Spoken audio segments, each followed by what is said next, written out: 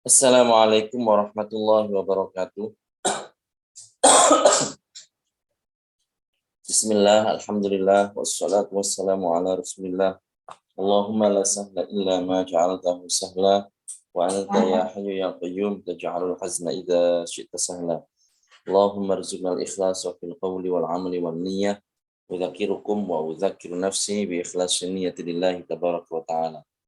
Kita akan lanjutkan kajian kita terkait munakahat. Kita sudah sampai terkait pendidikan anak ya, bahwasanya ketika menikah dan termasuk tujuan utama menikah adalah menghasilkan keturunan, dan seseorang sudah mendapatkan keturunan, dianugerahkan keturunan kepadanya oleh Allah Subhanahu wa taala, maka kewajiban yang tidak boleh dilalaikan oleh orang tua adalah memberikan bekal agama yang memadai sejak dini. Karena kita sudah sebutkan kemarin bahwa ilmu agama adalah kunci kebahagiaan lahir dan batin dan juga keselamatan di dunia maupun di akhirat. Kita sudah menjabarkan kemarin beberapa hal ya. Nah, di sini yang harus dijelaskan juga adalah bahwasanya orang tua itu punya kewajiban untuk menjelaskan tentang hukum-hukum apa saja yang di dalam urusan agama, mana yang wajib, mana yang haram, dan seterusnya. Jadi misalnya menjelaskan sholat 5 waktu hukumnya wajib, kemudian puasa di bulan Ramadan hukumnya wajib, mencuri hukumnya haram, berbohong hukumnya haram walaupun bercanda, perbuatan zina, ya dijelaskan juga sampai dijelaskan. Ya, ini juga termasuk sex education, bahwasanya zina itu hukumnya haram. Yang dimaksud dengan zina itu adalah memasukkan kepala zakar atau seukurannya, laki-laki masukkan kepala zakar atau seukurannya ke dalam kemaluan perempuan, farji perempuan yang tidak halal baginya, itu namanya zina. Dijelaskan seperti itu. Dijelaskan juga bahwasanya homoseksual itu hukumnya haram, yaitu yang dimaksudkan di sini adalah laki-laki memasukkan kemaluannya ke dalam tubuh laki-laki, menggunjing atau hibah. Ini hukumnya haram, menyebutkan perkara tentang seorang muslim di belakangnya dengan sesuatu yang tidak dia senangi. Ini hukumnya haram, dijelaskan hal semacam ini. Mengadu domba, dan memindah perkataan dari satu pihak ke pihak yang lain dengan tujuan supaya berseteru, bertikai, dan seterusnya. Ini hukumnya adalah haram. Jadi hal semacam ini harus dijelaskan. Nah, terkait sholat 5 waktu, di sini orang tua punya kewajiban untuk memerintahkan anak mengerjakan sholat 5 waktu ini. Meskipun sholat qadha. Nah, bagi yang belum tahu apa itu sholat qadha, jadi begini, sholat 5 waktu ini ya, itu kan ada waktunya.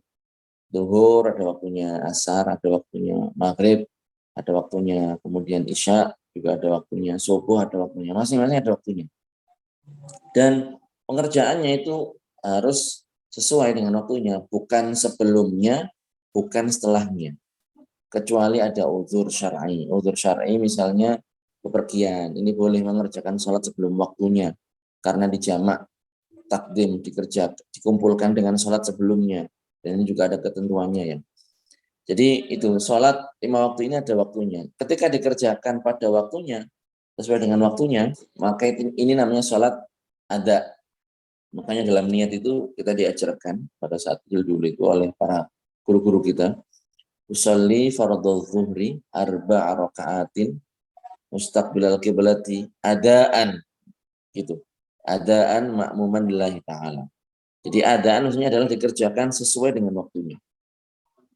Kalau seandainya orang subuh kesiangan, waktunya sudah siang, sudah usai waktunya, bagaimana? Apakah lantas kewajiban itu gugur, tidak dikerjakan?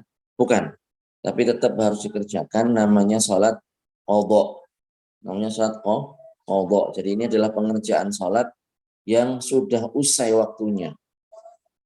Namanya sholat qadha.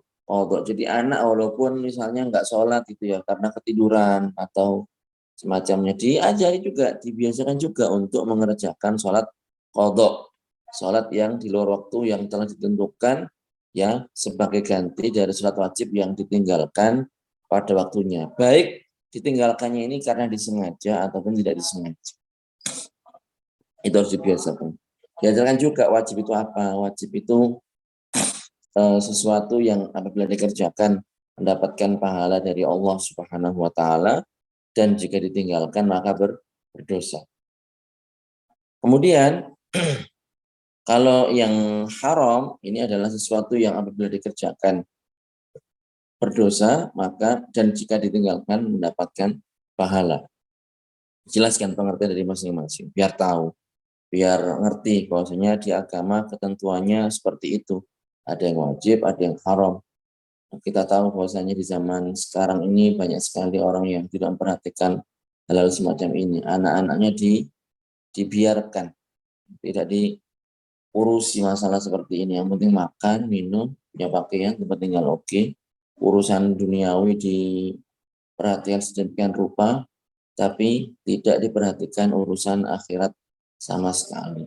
Ya sesekali kadang sholat Idul Adha, sholat Idul Fitri, Idul Adha itu saja. Selebihnya juga enggak. Nah, seperti sangat disayangkan sekali. Sampai para ulama itu mengatakan bahwasanya kebanyakan orang di zaman sekarang itu mereka mendidik anak-anaknya layaknya binatang. Nah binatang kan gitu, ya sudah dikasih yang penting anaknya makan, gitu. Yang penting anaknya makan, anaknya bisa tidur enak, bisa dapat pakaian kan itu. Nah, jadi tidak seperti itu. Allah Subhanahu wa taala memberikan anak kepada kita, wahai para orang tua, ini merupakan amanah yang harus dijaga, yang harus dijaga. Amanah, ya ini kan harus dijaga, bukan untuk disia-siakan. Di anak itu seperti itu diajarkan ilmu agama, diajarkan perkara-perkara agama, mana yang baik, mana yang buruk, mana yang taat, mana yang maksiat, mana yang iman, mana yang kufur, diajarkan seperti itu. Ya, jadi terkait masalah sholat ini, anak diperintahkan untuk mengerjakannya, baik secara qadha. Kapan kewajiban ini diperintahkan? Ya, ketika si anak sudah genap berusia 7 tahun, Komariah. Komariah ini ya perhitungan berdasarkan bulan sabit. Ya, ini ada kalanya 29 hari. Kalau memang enggak sampai 29, kalau memang lebih ya berarti 30 hari. Jadi seperti itu. Jika tidak terlihat bulan sabit berarti kan digenapkan itu bulan sebelumnya itu. Nah, dihitung seperti itu dan ini ada jedanya. Kalau bulan Hijriah ini lebih sedikit sekitar 10 hari, 11 hari dibandingkan dengan tahun Masehi. Di tahun Hijriah dengan tahun Masehi ini selisihnya seperti itu. Jadi kalau anak sudah berumur 7 tahun Komariah genap, maka kewajiban orang tua untuk memerintahkan anak. Bagaimana kalau anak ini sudah mumayyiz sebelum mencapai usia 7 tahun? Jadi kadang anak ini karena memang sudah kemampuannya di atas rata-rata, misalnya umur 5 tahun, umur 6 tahun sudah paham. Sudah kalau diajak ngomong itu sudah respon. Sudah respon dan paham gitu, nggak asal jawab. Ya, maka di sini secara kewajiban tidak ada kewajiban, tapi tidak apa-apa diperintahkan. Jadi anak itu sudah bisa diperintahkan untuk mengerjakan sholat kapan? Ketika sudah mumayyiz. Tapi kewajiban orang tua ini adalah ketika sudah genap berusia 7 tahun kemudian. Seperti itu. Jadi ini anaknya ya wajib memerintahkan. Orang tuanya ya wajib memerintahkan si anak agar mengerjakan sholat.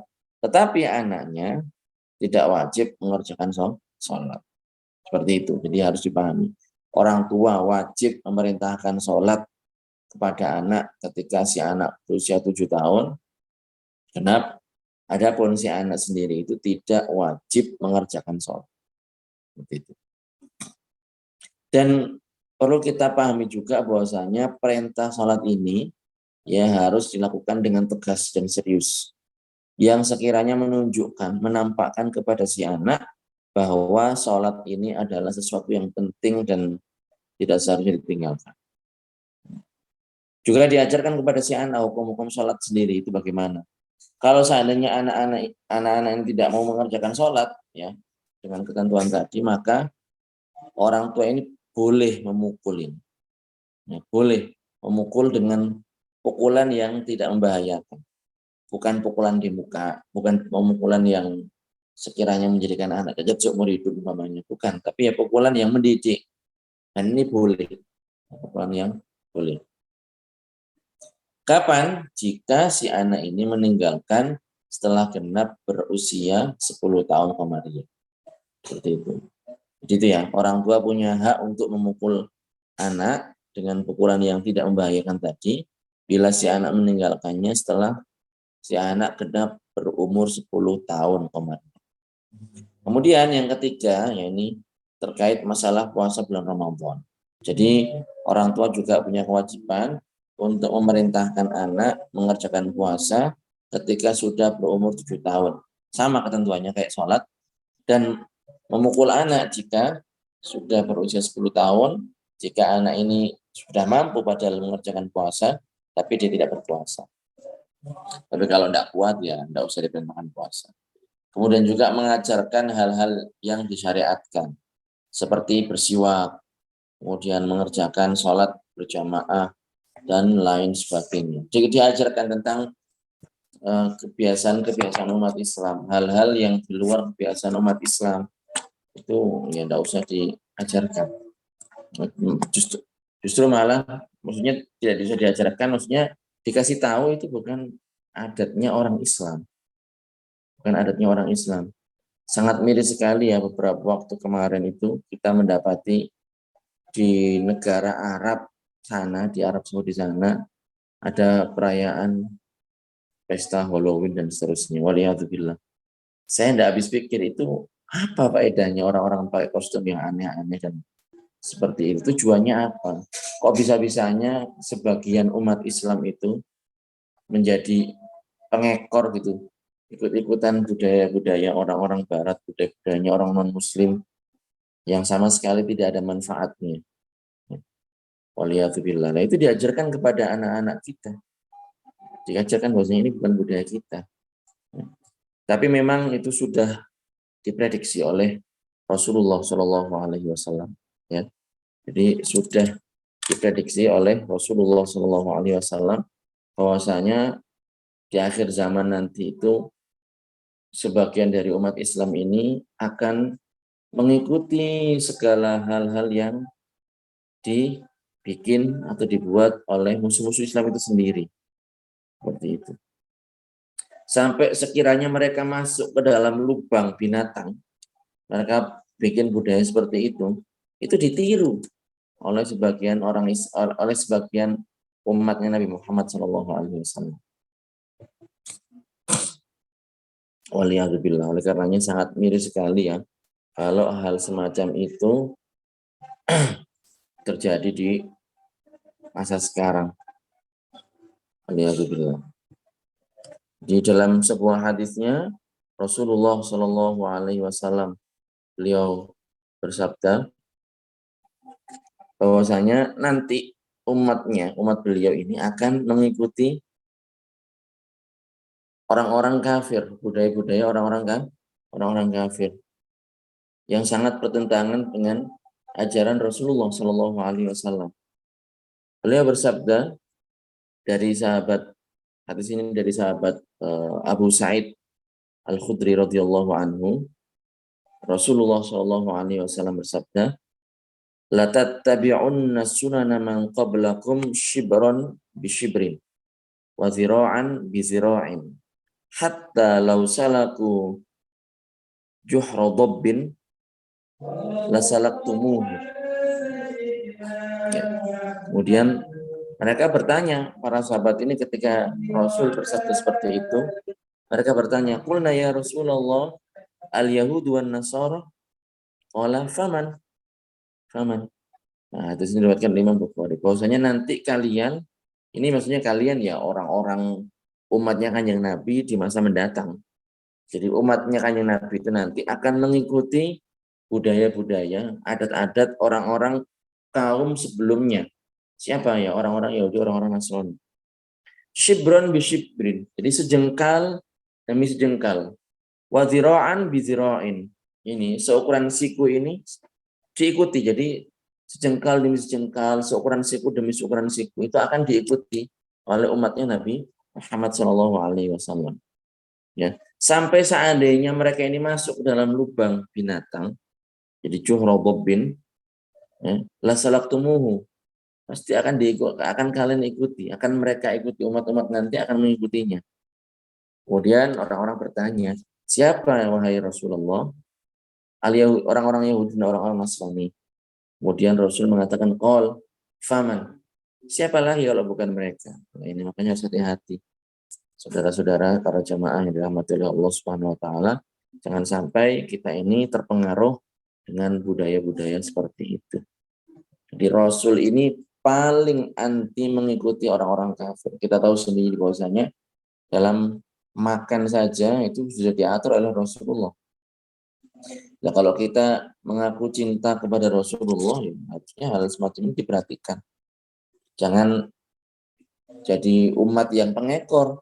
Orang-orang non Muslim bikin seperti ini, ikut seperti itu dan seterusnya. Waliyadzubillah.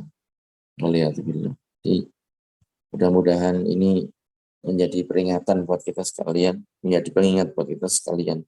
Dan amat disayangkannya di negara yang ada tanah sucinya malah melegalkan seperti itu, dan rakyatnya menyambut dengan antusias. Waliyadzubillah. Jadi seakan sudah diempat gitu ya, sudah ditahan-tahan puluh-puluhan tahun, sekarang sudah pimpinannya sudah liberal, jadi bebasnya, nggak karu-karuan. Ya itu selain permasalahan akidah ya, sudah artinya tambah parah gitu loh, akidahnya sudah hancur kayak gitu, ditambah dengan urusan-urusan duniawi lebih parah lagi. Waliyadzubillah. Jadi itu hal-hal yang harus diajarkan oleh orang tua, beberapa hal yang harus diajarkan kepada orang tua kepada anak-anak mereka. Nah, kemudian di sini akan saya sebutkan ada permasalahan yang sering terabaikan. Ini juga penting sekali, tidak kalah penting dari pembahasan sebelumnya. Jadi ketika orang sudah menikah, sudah bergabunglah dua keluarga besar, keluarga suami, keluarga istri, sehingga nganggapnya ya seperti keluarga sendiri. Keluarga istri seperti keluarga sendiri, keluarga suami seperti keluarga sendiri. Padahal ya harus diperhatikan, enggak seperti itu, enggak mutlak seperti itu. Di antaranya yang sering diabaikan adalah masalah membuka aurat dan berjabat tangan. Jadi membuka aurat dan berjabat tangan. Kita tahu bahwasanya menutup aurat, ya, ini hukumnya adalah wajib. Membuka tanpa ada keperluan, membuka aurat tanpa ada keperluan, atau di dekat orang yang haram melihatnya, ini adalah suatu kemaksiatan. Jadi wajib menutup aurat, walaupun dalam kondisi sendiri. Ataupun dalam kondisi, misalnya dalam kondisi gelap, orang mengerjakan sholat, tetap kewajiban untuk menutup aurat. Nah, batasan aurat bagaimana? Pada saat sholat, kalau memang perempuannya ini adalah perempuan yang merdeka, bukan budak artinya bukan hamba sahaya, maka auratnya adalah seluruh anggota badan kecuali muka dan telapak tangan. Ya. Di muka dan telapak tangan ini bukan aurat. Di perempuan itu tidak wajib, ya garis bawahi, tidak wajib menutup ini mukanya menggunakan cadar, itu tidak wajib. Tapi hukumnya adalah sunnah, sesuatu yang bagus. Dan di sini mohon tidak disalahpahami, bukannya saya memerangi, justru ya kalau memang mau menggunakan seperti itu dan maslahat, ya silahkan. Hukumnya adalah sesuatu yang baik, tapi bukan wajib. Jadi perempuan ini ketika merdeka bukan hamba sahaya, maka harus menutup seluruh anggota badannya kecuali muka dan telapak tangan. Jadi keduanya ini bukan aurat. Seperti itu. Jadi boleh ditampakkan. Muka ya ini muka. Kalau ini hati-hati di bawah dagu ini aurat. Rambut-rambut, kadang orang kerudungan tapi rambutnya kelihatan seterusnya. Hati-hati itu. Atau kerudung tapi masih kelihatan ininya, telinganya. Nah, ini juga hati-hati, ini belum sempurna menutup auratnya. Kayak gitu. Kemudian kaki juga termasuk aurat, oleh karenanya hati-hati kalau seandainya pas ya namanya pakai pakaian perempuan kan ya bawahnya mesti ada lubangnya kan, termasuknya kaki. Nah, ini kakinya jangan sampai kelihatan. Ya alangkah baiknya menggunakan kaos kaki. Seperti itu. Jadi telapak tangan, ini telapak tangan bagian dalam, telapak tangan bagian luar, ya sampai sini ya pergelangan, ini bukan aurat. Jadi boleh ditampakkan. Kemudian, tapi harus hati-hati kalau menggunakan pakaian, jangan sampai tersingkap, kemudian kelihatan seperti ini. Harus hati-hati. Itu. Kalau laki-laki atau budak perempuan, jadi perempuan yang hamba sahaya, maka auratnya adalah bagian antara pusar dan lutut. Bagian antara pusar dan lutut. Jadi bagian antara keduanya itu aurat. Pusar dengan lutut bukan aurat. Laki-laki kalau misalnya pengen berenang, ya di kolam renang umum, boleh. Tapi bagian antara pusar dan lutut itu harus ditutup. Ya untuk kehati-hatian ya, pusarnya tutup sekalian, lututnya tutup sekalian. Jadi ini auratnya laki-laki. Seperti itu. Dan ini juga yang harus ditutup pada saat sholat untuk kaum laki-laki yang tadi sudah kita sebutkan, dan juga kaum perempuan yang sebelumnya sudah kita sebutkan. Dari sini akan saya sebutkan perincian hukum terkait aurat. Yang pertama, ini hukumnya haram atas kaum laki-laki. Satu, melihat perempuan ajnabiyah. Melihat perempuan yang ajnabiyah. Ajnabiyah ini bukan mahram, ya. Melihat perempuan yang ajnabiyah, perempuan yang bukan mahram dengan syahwat. Kemana? Syahwat ini ya ke bagian muka. Jadi kalau ke bagian muka, ini kalau dengan syahwat, walaupun bukan aurat, itu hukumnya haram. Dan kedua telapak tangan, itu juga kalau dengan syahwat hukumnya haram.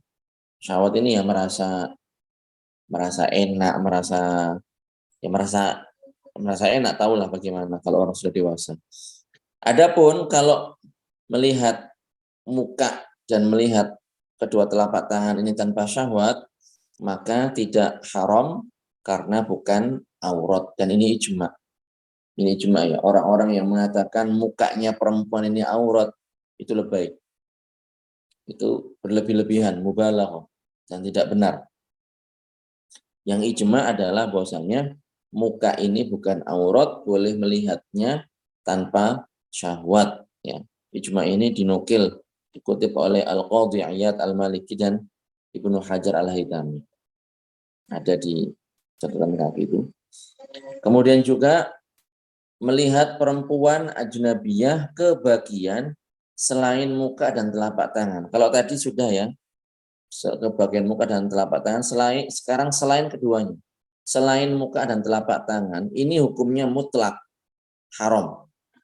Jadi baik melihatnya dengan syahwat ataupun tanpa syahwat, maka ini hukumnya adalah haram. Ya, hukumnya haram. Tentunya di sini istri tidak masuk ya, karena istri ya boleh. Istri dilihat dengan syahwat ya boleh istrinya. Yang penting istrinya sendiri, bukan istrinya tetangga. Nah itu. Jadi boleh bagi suaminya melihat kepada istrinya dengan syahwat. Dan juga boleh ya seorang tuan, jadi sayyid, melihat kepada budak perempuannya yang tidak menikah dengan syahwat. Boleh. Kemudian poin yang ketiga adalah melihat sama jenis. Kalau tadi beda jenis, lawan jenis, sekarang melihat sama jenis.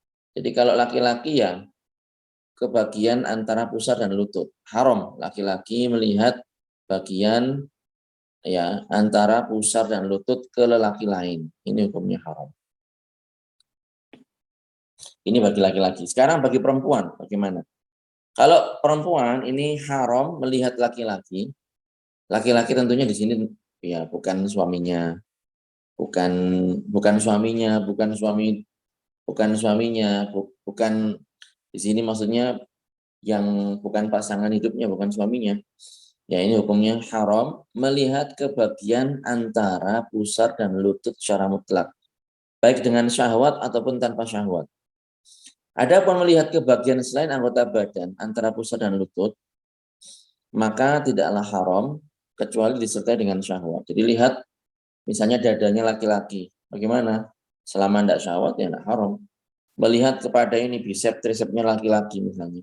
Selama tidak syahwat ya tidak haram. Seperti itu. Kemudian melihat sama jenis.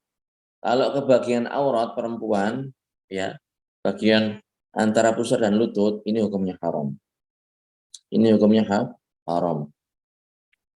Tidak boleh melihat bagian ini dari perempuan lain.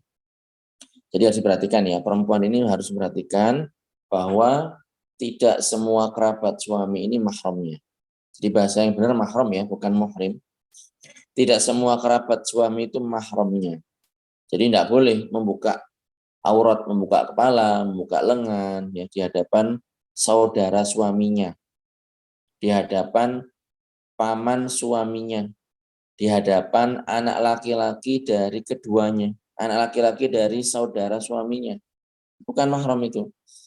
Anak laki-laki dari paman suaminya, jadi sepupu suaminya, bukan mahram. Ya. Dan tidak boleh bersentuhan kulit antara perempuan dan laki-laki dari kerabat suaminya yang bukan mahramnya.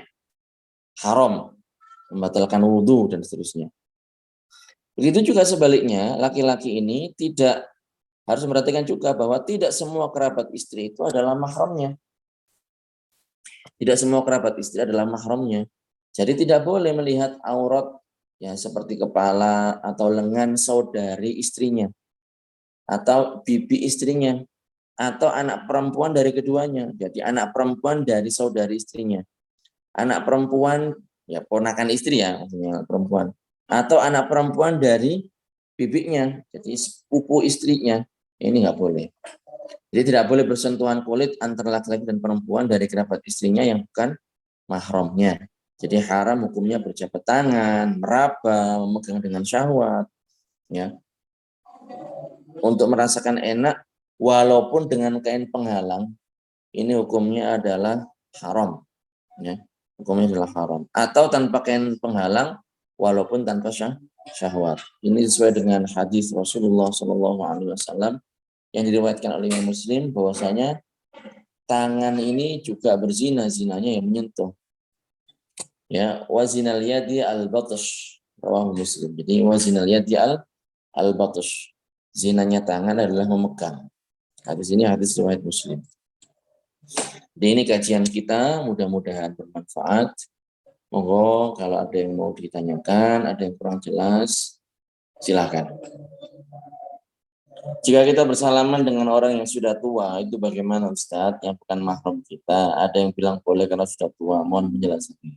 Tetap tidak boleh. Walaupun sudah tua, sudah tuwir, sudah aki-aki, sudah ini, tetap hukumnya haram. Hukumnya haram, bukan haram ya. Hukumnya haram. Jadi as-syariah. Kita syariat. Kalau kita tahu sendiri kan ada berita seorang nenek diruda paksa oleh cucunya sendiri kadang, waliyadzubillah. Atau seorang kakek memperkosa dan seterusnya, kan ada berita seperti itu. Bagaimana awalnya? Ya itu kadang orang tua, oh ini sudah tua, seterusnya. Nggak ada syahwatnya. Kata siapa? Nggak ada perincian tua, nggak tua itu. Haram hukumnya.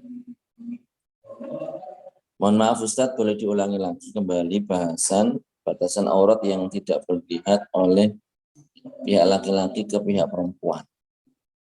Yang tidak boleh dilihat adalah bagian selain muka dan kedua telapak tangan. Itu ya. Ustadz, ibu kandung saya sudah meninggal. Kalau suami saya bersalaman dengan ibu tiri, ibu sambung saya, apakah haram Ustadz? Sebentar, ibu tiri. Ibu tiri ya. Berarti ini adalah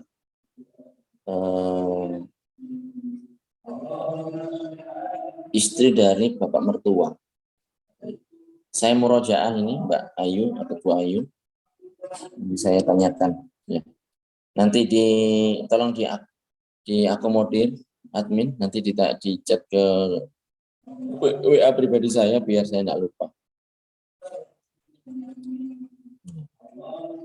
Kalau ibu kandung jelas mahram. Ibu kandungnya istri, ibu mertua itu mahram. Ibunya istri itu mahram. Tapi kalau ibu sambungnya istri, tidak tahu saya. Kan saya tanyakan.